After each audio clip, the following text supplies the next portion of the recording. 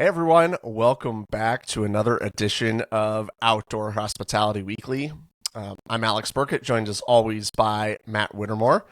And we've got a really great show today. We're going to talk about shutdowns, tariffs, and the power of team culture. Matt, excellent title in this week's newsletter. And we've got some interesting themes to discuss as it kind of sets up, sort of a mode of looking into the off season for a lot of parks. I know, you in the Northeast, me here in the Midwest, this is kind of ample time talking about, getting your team ready, getting prepared for the next season. We're kind of partway through conference season, I would say. So Yeah. a lot of these kind of broader macro level trends are the things that are being discussed, and excited to kind of kick things off. So Matt, I'm going to kind of set you off for this first segment, which I know is kind of government policy and shutdown news, but we're going to try and make this not boring. So don't turn us off. This isn't a CBS News, nightly report. We're going to try and give our take on what this means for your business here in outdoor hospitality. Matt, so the setup here really is, a lot of times federal policy, and, we've heard a lot about this, news of the government shutdown from both sides of the aisle, and whose fault is it, and what does this actually mean for real businesses? That kind of stuff doesn't always feel local, or at least like it connects down to your campground or your outdoor hospitality business, and you really, may not understand how is this actually going to impact your guest. So why don't you kind of unpack for us, what has kind of happened with this government shutdown, some of these new tariffs that are being launched by the current administration, and how this has really affected outdoor hospitality. Well said. So a few different tariffs here and a government shutdown, right? The government shutdown seemed to be really the bigger story as it pertains to national parks and national land and campgrounds, right? And the public campgrounds that are situated on those pieces of federal land. So, right, the one angle as an operator is that might be an opportunity to go capture some demand, which is real. We've seen it in our businesses and operations, and I think probably everyone that is in close proximity to a federal operated campground has at least heard about it and thought about it. So that's one angle. I think maybe that's a little bit overblown because there's just so much uncertainty, right? And as I was researching this and writing about it, I was struck by the fact that it was so hard to get the information, right? It's campground to campground and park to park as to how it's being handled. Some are closed completely. Some are partially closed. The campsites are still open, but the facilities and the bathrooms are closed, or maybe some of the utilities are unavailable. And I had to really dig to find that information. So that was one takeaway, that not only is it right, it's not great that things are getting shut down partially or fully, but they can't even seem to get the info out to let the campers know. At one, we saw as of whatever date they were kicking everybody out, and everybody was now looking for a campsite. But that seems to be one extreme end of the spectrum. So just really interesting, and it shows how it does trickle down to, right, local micro operational dynamics and Matt, one example here, kind of in my backyard, we are kind of going through this process here in Michigan. So we're very close to a state rec area that has been closed for this entire year. This is somewhat separate from the whole government shutdown issue, but this is really because of Governor Whitmer's budget increase for campground and facility updates and upgrades at this campground. So they're like redoing the shower building, updating the sanitation. They're making all of these sites full hookup sites. Well, that has allowed us to kind of capture a lot of this demand for this season. Our dump station is being used like crazy because people who normally would have stopped and stayed at this, or, dumped on the way home at this rec campground, now are coming to us because we're right off of a major state highway. Now, of course, being that this is more of an upgrade project versus a temporary shutdown, sure.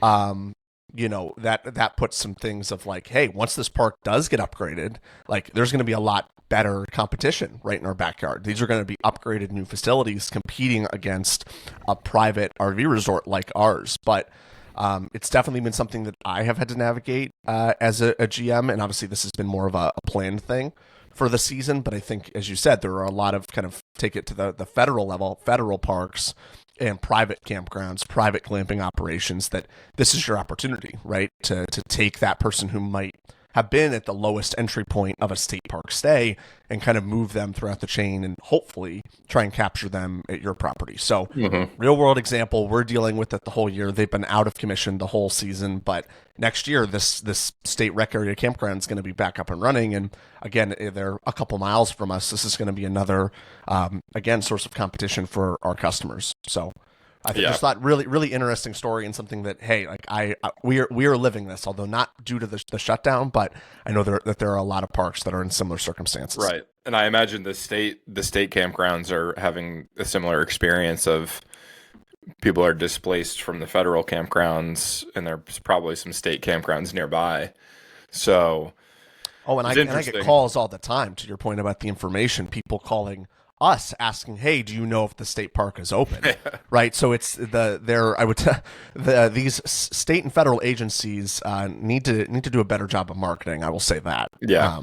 It's a real problem. And you and I have discussed a lot of similar themes over the last year, all the Doge stuff and all the, cutting of jobs and whatever, different circumstances, but kind of a similar theme of how does the uncertainty and turbulence at public campgrounds affect the outdoor hospitality and travel and tourism market at large. And it's a real thing. So just another example with a different set of circumstances of how it does really affect you. And I think important to note, right, we talk about, it's an opportunity to capture demand, but it might not be the demand that you want to capture, right? Right. People who camp at public campgrounds are making that choice. They prefer the public facilities, like, to way overgeneralize, right? Typically, especially a federal, especially a national park campground, going to have spectacular views and natural settings that most private campgrounds cannot compete with. And you could argue that there's usually a drop off in services, right? The bathroom is probably not as nice or as clean as one of the higher end, private campgrounds, but people are making that choice. And it's a regional thing too that, we've discussed this at length in the past on, we did a long time ago, maybe 18 months ago, we did a podcast on the economics, and we kind of cross-sectioned the public market versus the private market of campgrounds and RV parks. So I recommend you go back to that if that piques your interest. But just another example of kind of this interconnected ecosystem at the campground level. And then, right, we've also simultaneously got these tariffs that I think will be sort of a delayed effect. And I think we've seen throughout kind of this administration, and even before that, tariffs get announced and then they get changed and then they get withdrawn, and right, it's here one day, it's not the next, and vice versa. So we'll see. But I thought it was pretty interesting to kind of dive into the supply chain of the lodging unit and RV, aspect of our industry, which was not, and I'm still not an expert in, but it was an interesting kind of little tangent to go off on. So Luan plywood, as I believe it is pronounced, is the plywood, very thin, shapeable plywood that most RV walls and a lot of park model walls. It's a lot of framing work. Yeah, and ceilings and cabinetry. So that was one particular tariff, and then there was either another or others that pertained to like finished upholstered furniture, and then other types of lumber as well. So this is probably a construction industry conversation at large, but I would expect it to be most prevalent in purchasing of new RVs that are to be manufactured, or park models or cabins. probably also comes up with the renovation or repair of these types of units. So just something to be aware of. And Matt, if you don't mind, I'm going to read briefly from the Go for statistical it. Yeah. surveys report that came out about, I have done this before. I'm a data guy, and we've Nice. covered some of this RV kind of retail sales in past episodes. But I think that some of the stuff that's in here is, to your point, Matt, a little telling of like what the future signs could be. Yeah. So August was a down month. It was down 4.6% year over year, but that's actually less than the previous year, around 8%, right? So in some ways, you might look at that and say, well, still down, but down less. Is this approaching some sort of new stabilization, coming down from all-time highs? Sure.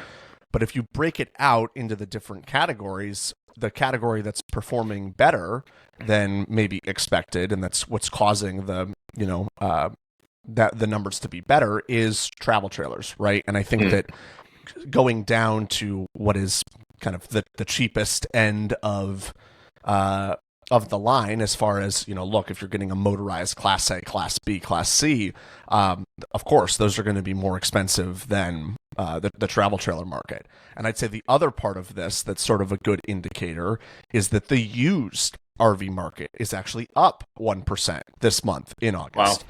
So I think because of the uncertainty and the tariffs, people are kind of going to purchase RVs that are already on the market, right? Where you have a really solid idea, at least, as to what is a good retail price, right, at the age of the unit. And I think that as new RV construction remains unstable, and people, I think, as consumers go, well, I don't want to take a gamble of what if the tariffs do stay, and that same unit I was looking at is now 10% higher pricing. Right. I can get a 2-year-old model, pay used pricing for something that has the same exact plywood in it, right? And so I think a lot of people might be starting to price that in, and it'll be interesting to watch to see if the used purchasing of RVs stays this way.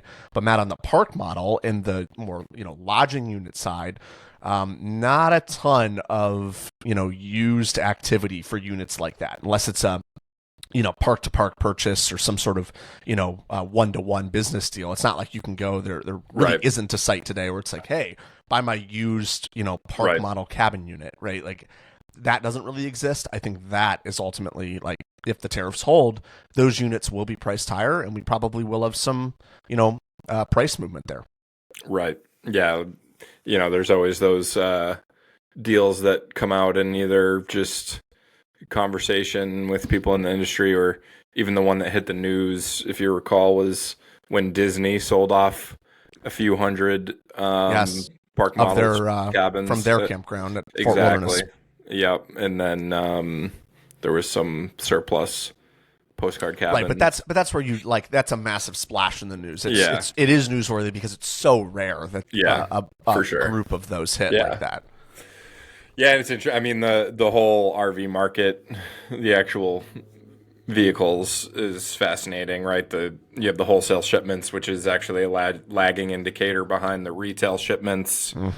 But then it's the ebb and flow and the reactionary kind of lagging indicators, and maybe this kind of throws a wrench in that a little bit, in that, right, normally the wholesalers will see a positive indicator in the retail behavior, which influences them to buy more inventory, but now maybe their inventory is more expensive, so it could create some waves in the in how those kind of the wholesale market and the retail market interact. So I would say, if there's a takeaway, if you're looking at repairs or purchasing, planning in the future for park model or RV purchases, just be aware of it, and maybe look at the used market or lock in some pricing now before we see some turbulence in that market. So I think that probably wraps it up for the one big thing this week. What do you think? Any final thoughts there? I don't think so. I was going to say, I think it might segment nicely, right, around kind of consumer planning and behavior around RV purchases. Kind of takes us into, like, what is this going to mean for the season next year? And obviously one of the most important facets to running an outdoor hospitality as we get into our trail map segment is staffing. And Matt, obviously, you and I both are, park owners or operators in different capacities, and a lot of times the actual stuff that you're doing on the campground might be, things that are predictable and stable, but staffing has always been, I think, a sticking point for many operators for many different reasons. And heading into this next year is likely going to be no different. And outdoor hospitality staffing is really, everything. And it's really about timing. And speaking of, timing on tariffs and timing on buying RVs, timing on staffing is very real. And obviously we're in the middle of October now as we're recording this. We're getting into what is now the start of the off season for many seasonal parks. But it's not really a time to relax, Matt. And I think that's one of the things that's kind of a myth to dispel today through this segment, and talking about how do you go to begin to hire work campers, a term that we've talked on, but we're going to cover a little bit more deeply here, months ahead of time before your park might be slated to open for the next year. So, Matt, do you just kind of want to set people up? I know we've again talked work campers before, but let's just start first with that basic definition and then kind of talk about, how the hiring cycle goes. Yes, absolutely. So work campers are exactly as the name, alludes to. They are employees that also camp at your property. And it's an incredible tool for our industry. Shout out to the Work Camper News organization. They've just been such a pillar of the industry. There's some other players in that space too, but it's just such an awesome concept. It's such a great program for the work campers too, right? To frame it up a little bit, and it's evolving. So I did some analysis of kind of the recent surveys, but kind of the stereotype of a work camper is a baby boomer retiree, wants to go see the country in their travel trailer or their Class C or Class A sometimes even. They're enjoying the twilight years and seeing the world and working seasonally, and it's a great program. I think how it's evolved a little bit, especially maybe mostly through COVID, and it's kind of normalizing more, as a lot of things in our industry are now, is that a lot of younger people got into it. Remote workers, whatever, had flexible schedules, flexible work arrangements, van lifers, we're working at campgrounds. And so I think we've retained some of that community, but I think it is normalizing a little bit back to kind of the older crowd, the 50, 60 plus crowd even. So as you alluded to, right, the seasonality of it, the timing is very crucial. And I think it also goes way beyond that. So we'll discuss that first, but right, what I want to get into after that is that I think it's a lesson to be learned in a good way. It forces you to implement SOPs and systems where you can plug in new employees, because typically the culture of a work camper is somebody that isn't going to want to stay put for more than one season or 1 year. They want to go to different spots. So, right, you can try and you can maybe retain some work campers for a long period of time. That's probably more common in Northeast or Northern states seasonal campgrounds, where they are a local camper and they work part-time. They clean the bathrooms or they cut the grass and they want to stay there for years. So there's different kind of corners of this, concept. But mainly what we're talking about is a new face every year that you're plugging into your system, which is wonderful because it's really hard to staff campgrounds, but it also presents challenges in that it's a new face every year, right? A lot of times it takes you 3, 6, 12 months to just get settled in a new job in any type of role, and that's all that they're ever going to be there for. So it forces you to examine yourself as an operator and as a manager and really implement those processes and systems to set yourself up for success, which I would argue are the same systems and processes that will set you up for success with a new general manager hire, a new long-term hire, a new head of maintenance, right? If you have that operation that's set up to plug new people in every year without a hitch, you're doing something right. So I think it's a kind of a barometer and an indicator of what's the health of your operation and your systems and processes. So that's my main takeaway. And that, right, it's prep, it's timing, right? There are windows, right? It's as soon as your season is closing, right? As soon as your work campers are leaving, you should be, really focused on getting the new ones. But I think even beyond that, the takeaway is it's never too early to be talking to a work camper, right? The super, super advanced planners probably have their next 2 seasons planned out.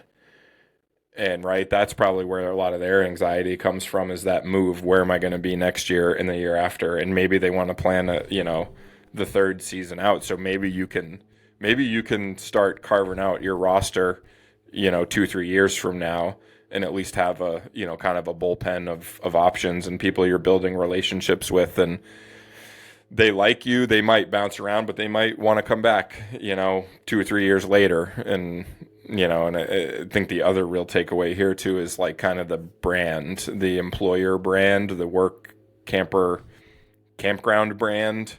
It's a tight-knit community. They have all kinds of Facebook groups and everything, and they talk.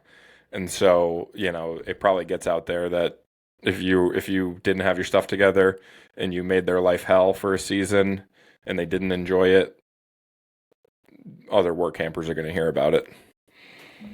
Yeah, that was a really, really good takeaway, Matt, in summary of that. And I would say, to your point about timing, right, as we've talked, we're recording this here in the fall. At my property, we just closed the pool for the season. We're just getting ready to wrap up. We'll wrap up here at the end of the month. So we're in crucial timing with these last couple of weeks in the year. And my staff is largely made up of work campers. Some of them we've been lucky enough to have back at the park for multiple years because they're with us for 6 months. They go to Florida and work camp at a park there for 6 months and then come back. And it's our park and their and that park, and they go back and forth between these That's two awesome. different campgrounds. And we're really blessed. I have a couple of maintenance guys that are like that, it's great because they already know the system. They have it set up how they want. They're in warm weather the whole year. Their wife and them go in their Class A, and they make that journey every year.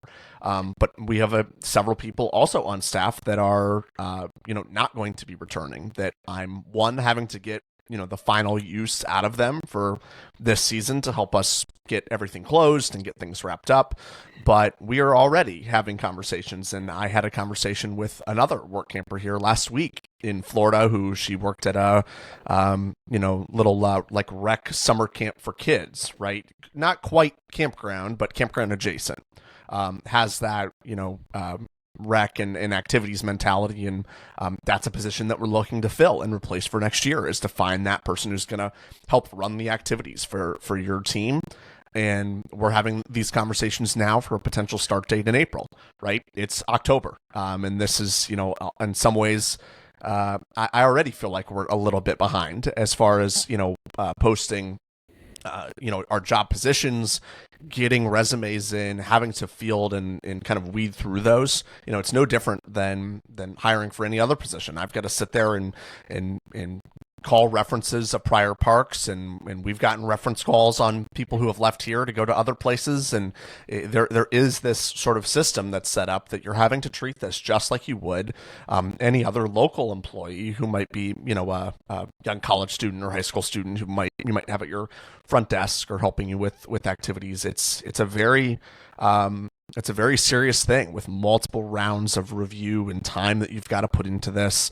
One, kind of new thing that I think is, and I'll give a little plug here, that I think actually is a really smart idea. The Campground Owners Expo this year announced that they are doing a work camper certification and in-person meeting program, which I think is absolutely fantastic. there's already going to be, and one, if you haven't checked out that conference, you should. It's a great one that's in the Midwest for park owners and people looking to get into outdoor hospitality. But there's already going to be campground owners and managers like me attending this show.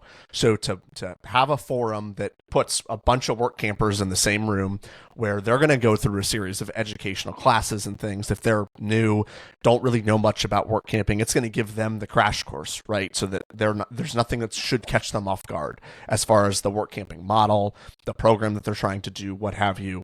And I think that is one of the things that creates uncertainty for me as the GM is unless I have references to call or they've been in this position before, because there has been such an influx of particularly families and younger couples joining the work camper market. We may be the first time that they've done this. So I've got nothing to go on beyond whatever their normal professional job experience has been. And, that I think is the biggest sort of challenge, is trying to understand, is this person going to be a fit for this? You're living and breathing and being on the campground 24/7 for that whole period. And for some people, that is a hard thing to do. So, Matt, this kind of, I know we're getting shorter on time here, and this kind of leads into the final segment today in the field notes, just talking about team culture, right? And what it's like to have, you've got folks like myself and management and your role as ownership. You've got, your local workers, people just like every other job who are just going to come in, go home, normal 9 to 5 type work. And then you've got this other segment of your workforce that is likely work campers who are staying there, being with you, are not management, but are also living on property. And it is a challenge to kind of, how do you create a cohesive environment through that and get the team culture right? So Matt, what thoughts do you have as we start to wrap up the episode today? Yeah, really good segue. So